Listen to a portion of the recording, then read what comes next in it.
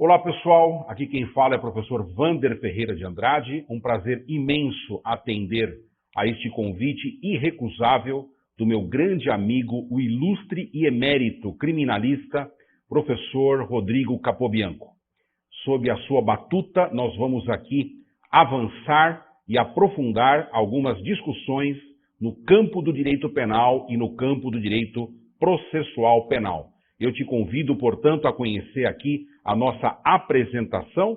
Temos aqui o nosso primeiro slide, onde ele já começa apresentando para você a denominação do nosso curso Pós-Graduação Penal e Processo Penal. A aula agora é comigo, professor Wander Ferreira de Andrade, e nós temos aqui, já e desde já, para você, uma abordagem bem importante, a abordagem voltada para os princípios do direito penal. E exatamente sobre isso que iremos falar, e eu vou já iniciar, tratando do tema princípio da legalidade.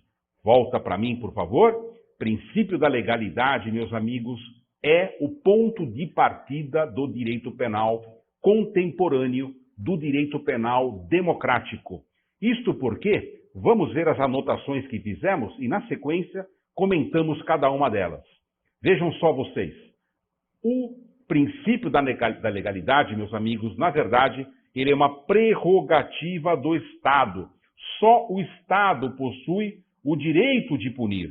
O ius puniendi é uma prerrogativa estatal. E para que isso? Qual o objetivo do princípio da legalidade? O objetivo do princípio da legalidade é exatamente evitar a arbitrariedade, evitar o excesso do poder punitivo, garantindo as liberdades individuais. Portanto, agora sim, voltando, com o princípio da legalidade, nós limitamos o poder estatal. Não há surpresas na vida cotidiana. Eu sei o que é crime, você sabe o que é crime, nenhum de nós pode alegar ignorância, mas a partir do princípio da legalidade. O princípio da legalidade, ele vem expresso na Constituição Federal, no artigo 5º, mas também vem reproduzido no artigo 1º do Código Penal, quando nós lemos textualmente que não pode haver crime, não pode haver pena sem prévia lei. Não pode haver crime, não pode haver pena, não pode haver cominação legal sem lei prévia. É, na verdade, um reforço daquele brocardo romano onde nós líamos nullum crimen nulla pena sine prévia lege. É verdade que o princípio da legalidade embute algumas consequências, alguns desdobramentos. Vamos ver, portanto, quais são esses corolários. Vamos ver, portanto, quais são as consequências e os desdobramentos do princípio da legalidade. Vamos lá. No próximo slide, a gente observa aqui que o princípio da legalidade, ele terá como decorrência 4 aspectos fundamentais: a reserva legal, a taxatividade, a legalidade formal e substancial e a anterioridade. Vamos explicar cada um? Vamos lá, volta para mim. Nós temos o seguinte, meus amigos, quando eu falo em reserva legal, eu estou dizendo que somente lei federal no Brasil, somente lei de alcance nacional é que pode definir crimes.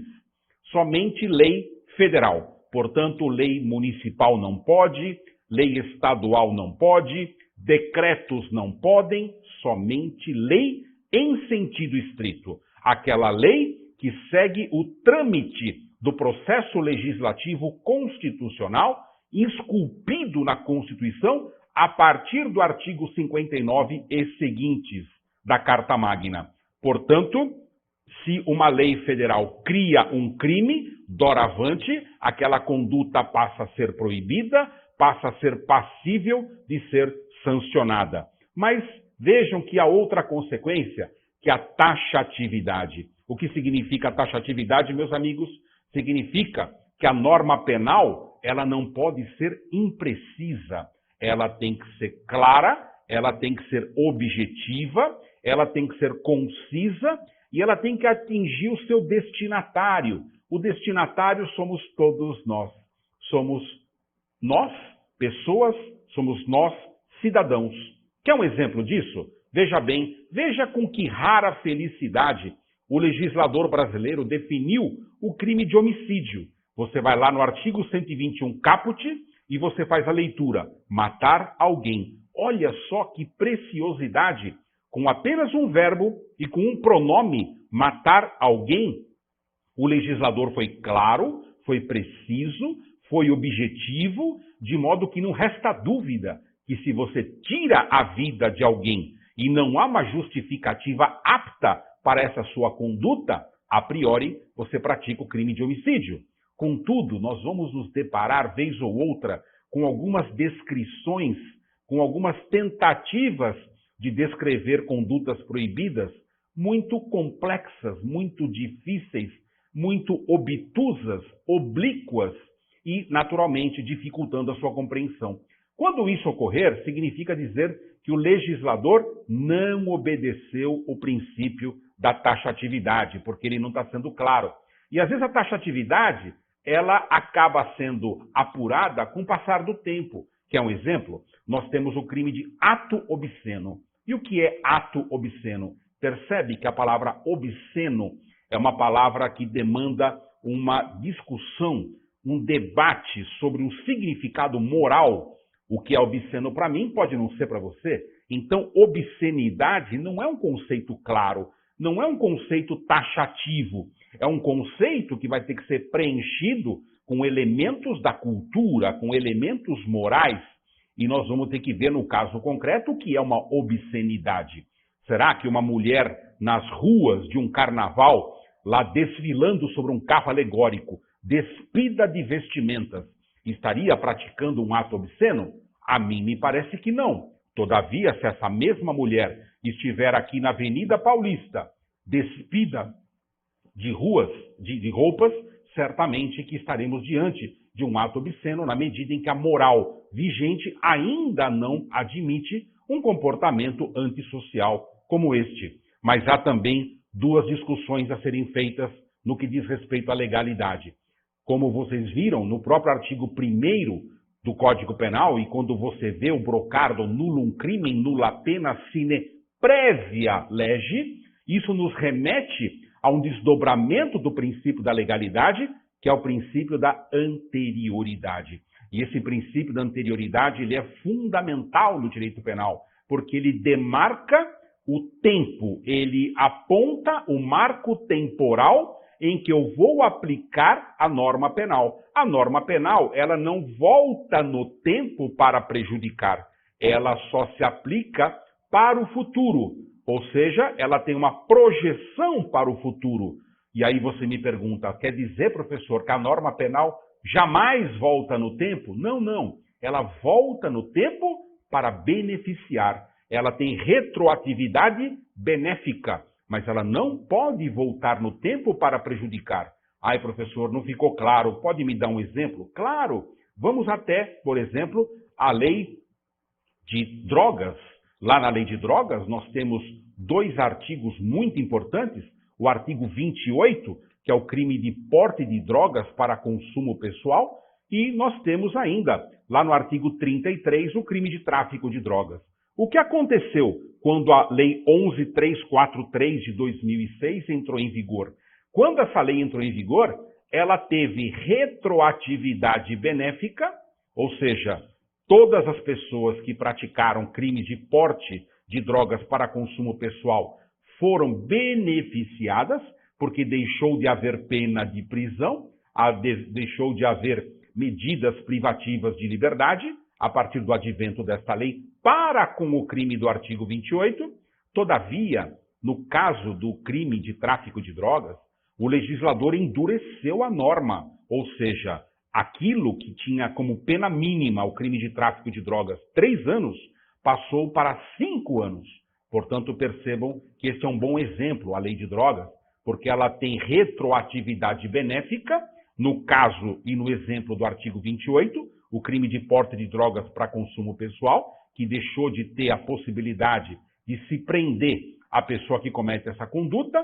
Contudo, lá no crime de tráfico de drogas, essa lei penal não pode voltar, porque ela é muito mais rigorosa, ela tem um comando muito mais rígido e ela não permite a retroatividade, porque estaria prejudicando alguém, tá certo? Então, a anterioridade da norma penal, o princípio da anterioridade, que decorre do princípio da legalidade, ele diz que ninguém pode ser punido sem lei prévia ao ato cometido, tá certo? Muito bem. E apenas para espancar e consolidar a discussão sobre o princípio da legalidade, vale ainda a pena falar um pouquinho sobre a diferença de legalidade formal e legalidade substancial. A diferença é a seguinte, pessoal: quando você obedece o rito, o procedimento, aquilo que a Constituição estabelece no artigo 59 e seguintes, o tal processo legislativo de edição de normas jurídicas, você edita uma lei, esta lei é da iniciativa de um deputado, de um senador, do presidente da República, não importa, esta lei passa pelo processo legislativo, ela é debatida nas casas legislativas, ela vai para a manifestação do presidente da República, se ele veta essa lei, se ele concorda com o texto dessa lei, e essa lei é publicada e essa lei entra em vigor.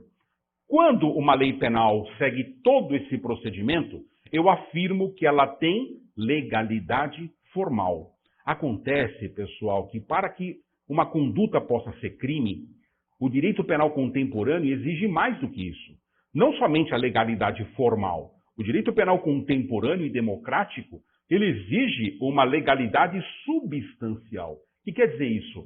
Que na substância daquela conduta, que na essência daquele comportamento, ele tem que ser grave, ele tem que ser um ato antissocial altamente repugnante, altamente reprovável. Caso contrário, não tem justificativa de ser um crime. Vejam vocês, a título de ilustração, lá na lei dos crimes ambientais, existe uma figura típica que está formalmente prevista como crime, mas que substancialmente ela é muito questionável.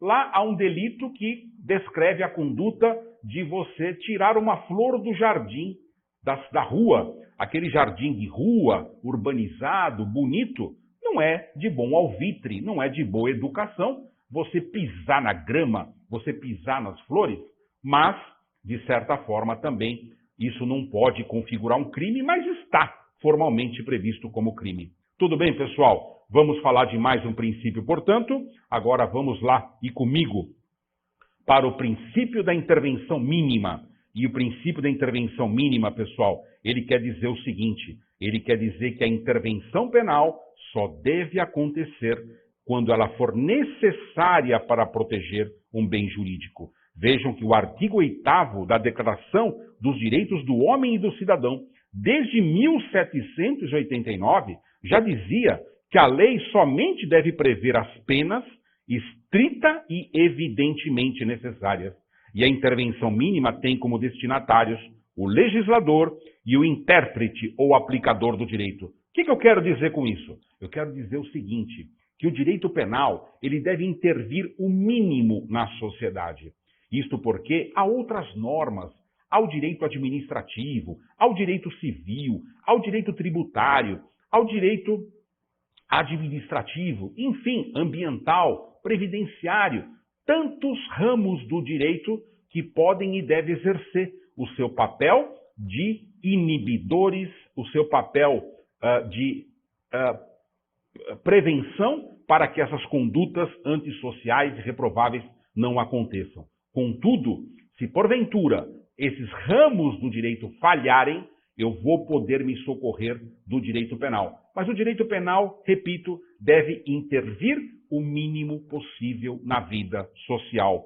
Eu devo somente capitular, somente etiquetar, somente rotular como crimes condutas altamente reprováveis, condutas tidas e reputadas como graves, como inaceitáveis no convívio social. Esta é a ideia dos crimes, para que nós verifiquemos nesses atos antissociais, de fato, condutas e comportamentos dotados de extrema gravidade. Tudo bem, pessoal? Ficamos por aqui nesse bloco. seguiremos falando dos princípios do direito penal.